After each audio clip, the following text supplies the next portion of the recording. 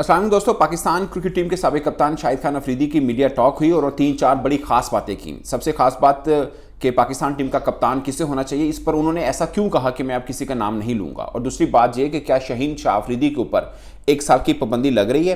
तीसरी बात यह कि शाहीन और बाबर के मसले को कैसे हल कर लेना चाहिए। चौथी बात, उन्होंने ऐसा क्यों कहा कि पाकिस्तान क्रिकेट बोर्ड अपने आप को बचाने के लिए क्रिकेटर्स को आगे कर रहा है। और पांचवी खास बात कि पाकिस्तान बाबे भारतीय बाबों से क्यों हारे और आइंदा साल के लिए WCL जो होगा तो पाकिस्तान टीम क्या खास तैयारी करके आ रही है। ये 4-5 बहुत अहम चीज़ें हैं। सबसे पहले शुरू करते हैं कप्तानी के मामले को।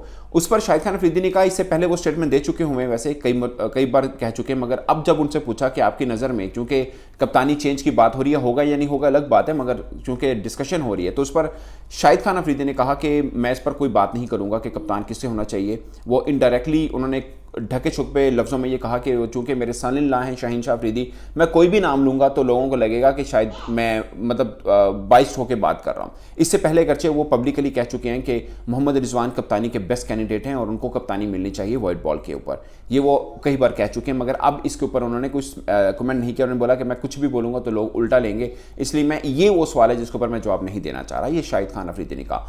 फिर सवाल हुआ कि क्या शाहीन अफरीदी पर 1 साल की पाबंदी लग रही है। उन्होंने बोला कि अल्लाह बेहतर करेगा, पाबंदी क्यों लगनी है। ये बाबर और शाहीन और बाकी पाकिस्तान के जितने क्रिकेटर्स हैं सब हमारे बच्चों की तरह है। मेन वो कह रहे हैं कि सिर्फ शाहीन मेरा बच्चा या बेटा नहीं है, बाकी भी सब मेरे बच्चों की तरह है। और उन्होंने एक सलाह दी कि इनको बिठाकर, छोटे मोटे प्रॉब्लम हुए हैं इनको बिठाकर वो हल कर लेने चाहिए। और फिर उन्होंने ये कहा कि वो भी चीज़ें सामने आनी चाहिए कि किसकी वजह से क्रिकेटर्स के बीच गलत फहमी पैदा हुई।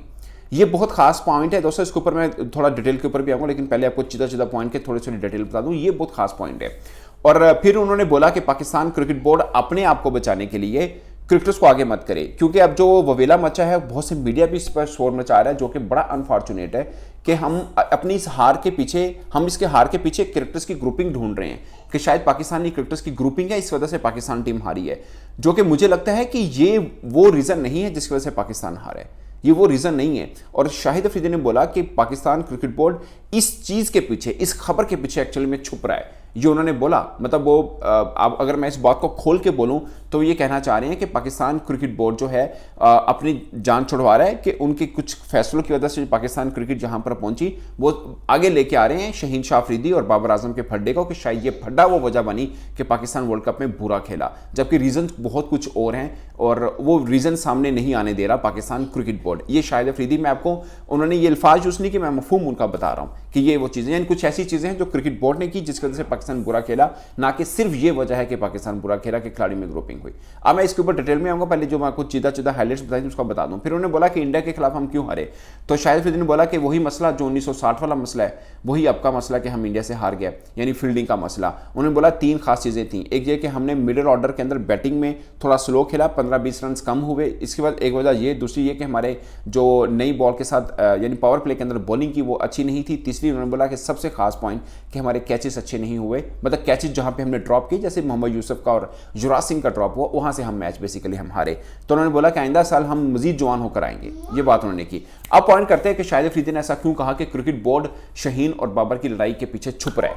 दोस्तों ये वो पॉइंट है जो मैंने भी कई बार बोला कि पाकिस्तान टीम हारी है, बट हमारे यहाँ क्रिकेट में अलमिया क्या है। देखिए, मैं ये व्लॉग किसी के खिलाफ नहीं कर रहा, बट मुझे प्रॉब्लम क्या है बीइंग पाकिस्तानी स्पोर्ट्स जर्नलिस्ट, मुझे प्रॉब्लम यह है कि पाकिस्तान अब भी शायद सही तरह निशानदही नहीं कर रहा जिसकी वजह से पाकिस्तान हारा है। मुझे लगता है कि पाकिस्तान क्रिकेट, मैं सिर्फ इस चेयरमैन को नहीं कहूंगा, मुझे लगता है कि पिछले 6-7 माह में पाकिस्तान क्रिकेट बोर्ड में जो हुआ वो हार की असल वजह हैं। आपके 3 बार आपकी टीम के कोच बदले, मिकी आर्थर बदला, फिर मोहम्मद हफीज आए, उसके बाद अब नए कोच आए, ठीक है। 3 बार कप्तान बदले, बाबर आजम थे, शाहीन आए, फिर बाबर आजम आए। 3 बार सिलेक्शन कमेटी बदली, 3 बार चेयरमैन पीसीबी बदले। ये बहुत रीजंस हैं। और फिर सबसे खास बात कि 2 बरसों से पाकिस्तान टीम जो खेलती आ रही थी एकदम बदलाव हुआ, 3-4 चेंजेस आई। कोई भी टीम वर्ल्ड कप के इतने करीब आकर इतनी चेंजेस नहीं करती। और मैं ये कई बार कह चुका हूं कि पाकिस्तान टीम इस वर्ल्ड कप में वही टीम थी कि जब अनाउंस हुई तो उसके अगले ही रोज जब पाकिस्तान ने इंग्लैंड के खिलाफ T20 मैच खेला तो पता चला कि नहीं, 1-2 प्लेयर गलत आ गए हैं। वो नहीं होने चाहिए थे, और एक दो प्लेयर मिस किए हमने कि शायद ये होने चाहिए थे। उसमें सबने शोर मचाया कि आपके पास एक स्पिन ऑलराउंडर होना चाहिए, जैसे उसामा मीर की बात हुई, बाद में रिपोर्ट्स के अंदर मेंशन हुआ कि उसामा मीर को होना चाहिए था। ये बात हम उस वक्त कह रहे थे कि उसामा मीर को होना चाहिए। उसके अलावा पाकिस्तान की ओपन पोजीशन आप देखें, हम लगातार 2 वर्षों से जिस ओपन पोजीशन के साथ खेल रहे थे, फिर चेंज हुआ, फिर उसके ऊपर भी स्टेबल नहीं हुए, फिर वर्ल्ड कप के अंदर आप फिर पुरानी पोजीशन के ऊपर चले गए। यानी हम क्या सोच रहे हैं, क्या कर रहे हैं, उसके ऊपर हम खुद ट्रस्ट नहीं कर रहे थे। आप देखिए, मैं छोटी सी एग्जांपल दे रहा हूं, फिर आ जाकर बात आ जाती है कि इंडिया वर्ल्ड चैंपियन बना तो उसकी एग्जांपल आ जाती है। विराट कोहली 7 मैचेस में परफॉर्म नहीं किए थे, मगर वो स्टिक रहे, उनको चेंज नहीं किया। हम होते 100% चेंज करते, हम 110% चेंज करते। ये प्रॉब्लम है कि आप कंसिस्टेंसी के साथ नहीं चल रहे, तो दूसरी टीमों को भी उठा के आप देख लें, जो रन कर रहे हैं, नहीं कर रहे हैं, जो प्लान लेके आए उस प्लान के साथ वो स्टिक रहते हैं। हम नहीं रहते हैं, हम चेंज करते हैं, वो हमारी हार की वजह बन जाती है। तो शाहीन, अब जो मुझे भी ज़्यादा तौर पे लग रहा है, मैं हमेशा इस बात को खोल के भी बोलने को तैयार हूं कि पाकिस्तान टीम में जो वर्ल्ड कप में हुआ वो ग्रुपिंग उसकी वजह नहीं है, और ग्रुपिंग है भी नहीं है। एक दो फड्डे हुए हैं, वो उसकी रीज़न भी किसी ना किसी तरह से बाकी लोगों के ऊपर भी आयद होती है, सिर्फ खिलाड़ियों पर नहीं होती। ये खिलाड़ी तो बड़े यूं थे, बाद में फड्डे क्यों बने? क्योंकि स्विच हुए, 3 बार कप्तानी स्विच हुई, 2 खिलाड़ियों के बीच 3 बार कप्तानी स्विच हुई, तो पंगा क्यों नहीं बनेगा? होगा। वो गलतफहमी हुई, और मुझे लगता है कि पाकिस्तान क्रिकेट बोर्ड को उसी वक्त इस गलतफहमी को दूर कर लेना चाहिए था। जब काकुल में पाकिस्तान क्रिकेटर्स का कैंप लगा हुआ था, जब खबरें वहां से आ रही थी, उस वक्त चेयरमैन पीसीबी वहां पे गए, सब खिलाड़ियों से मुलाकात भी की, बट एक मुलाकात जरूरी थी जो बाबर और शाहीन के साथ हो जानी चाहिए थी, वो नहीं हुई थी। वहां पे एक प्रॉब्लम हुआ, और अनफॉर्चुनेट पाकिस्तान में हमेशा कप्तानी को लेकर फड्डा बनता है, और वो फड्डा फिर बहुत आगे तक जाता है। और उससे बड़ी एक बुरी रवाज ये चल रही है कि क्रिकेट बोर्ड को पता भी होता है, फिर भी टाइमली उसको सॉर्ट आउट नहीं करता।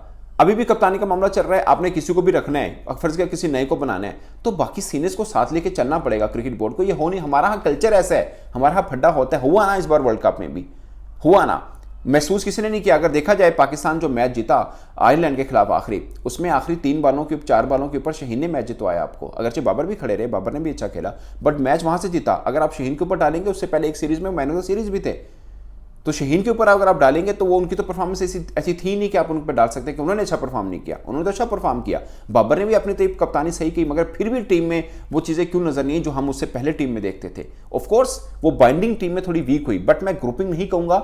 मैं आपको 8 क्रिकेटर से गिनवा देता हूं जो अपनी टीम में जगह जिनकी पक्की नहीं, तो वो ग्रुपिंग हमेशा उस वक्त होती है जब खिलाड़ियों की जगह पक्की होती है। ना साइम अयूब की जगह पक्की, ना शदाब की पक्की, ना वो मतलब और भी पाकिस्तान के हारिस रऊफ, उनके ऊपर बहुत क्रिटिसाइज हो रहा है। और ऊपर से आप आ जाएं, रिजवान तो वैसे ही बाबर आजम के बड़े अच्छे दोस्त हैं, फ़खर जमान बाबर आजम के साथ बड़ी अच्छी दोस्ती, तो ग्रुपिंग कहाँ से रही? एक दो खिलाड़ी का इशू था, वो पहले भी नजर आ रहा था, बाद में भी नजर आया, मगर उसको टाइमली सॉर्ट आउट हो जाना चाहिए था। ये क्रिकेट बोर्ड आज भी, तो ये देख लिएगा दोस्तों, पाकिस्तान क्रिकेट बोर्ड को बैठकर इन क्रिकेटर्स के साथ मामले को हल करना पड़ेगा। बस मुझे अफसोस इस बात का, ये मामला पहले हो जाता तो शायद वर्ल्ड कप में कहानी थोड़ी डिफरेंट होती। ये एक दिन यही होगा कि पाकिस्तान क्रिकेट बोर्ड ये 3-4 जो हमारे क्रिकेटर्स हैं इनको बुलाएगा, खासकर बाबर और शाहीन को, और बैठ के इन मामले को हल करेगा। बट अनफॉर्चुनेट ये बात 2 माह पहले हो जानी चाहिए थी, जब काकुल में कैंप लगा था, तब ये सूरत हाल ही ना होती। आज हम कम से कम सेमीफाइनल तो खेले होते। टीम बुरी नहीं थी, 2-3 चेंजेस गलत आए, और अनफॉर्चुनेटली मुझे थोड़ा सा जो शिकायत है बाबर आजम से कि बीइंग कैप्टन उनको समझ आ रही थी कि कुछ गलत हो रहा है सिलेक्शन के मोड पे, मगर वो चुप रहे। उनको वहां बोलना चाहिए था। 2-3 खिलाड़ी टीम में ऐसे हैं जो बाबर नहीं चाहते थे, उनको स्टैंड लेना चाहिए था, बोल देते मैं कप्तान नहीं हूं, अगर आप मेरी बात नहीं मान रहे हैं तो आप जिसको मर्जी बना दें। मगर वहां पर बाबर आजम में छोटी सी गलती हुई, और उस बाबर आजम की छोटी सी गलती उनके लिए भी वबाल बनी, और पाकिस्तान क्रिकेट के लिए भी वबाल बनी। मैं किसी 1-2 क्रिकेटर का नाम नहीं ले रहा, बट जिस सबको पता है कि क्या प्रॉब्लम हुआ पाकिस्तान क्रिकेट में, सिलेक्शन कहाँ पर जिनको होना चाहिए था वो जो नहीं हुए थे, ये एक अलमिया रहा। बाकी सब पाकिस्तान के क्रिकेटर्स हैं, सब हमारे लिए काबिल मोहतरम है, बट जिसकी ज़रूरत थी वो हमारे लिए मतलब उस वक्त टीम के अंदर होने चाहिए थे, तो पाकिस्तान टीम का नक्शा थोड़ा बदला हुआ नज़र आता। तो दोस्तों ये कुछ पॉइंट हैं, और शाहिद अफरीदी ने ये ढके लफ्ज़ों में बड़ी बातें कर दी हैं कि पाकिस्तान क्रिकेट बोर्ड इस लड़ाई के पीछे मत छुपे। ये बहुत खास बात है दोस्तों। तो दोस्तों ये एक अपडेट थी, मैंने सोचा आपके साथ शेयर करूं। आप अपनी राय कमेंट के सूत्र में जरूर आएगा। मेरी तरफ से अब तक के लिए इतना ही, इजाज़त दीजिए, अल्लाह हाफिज़।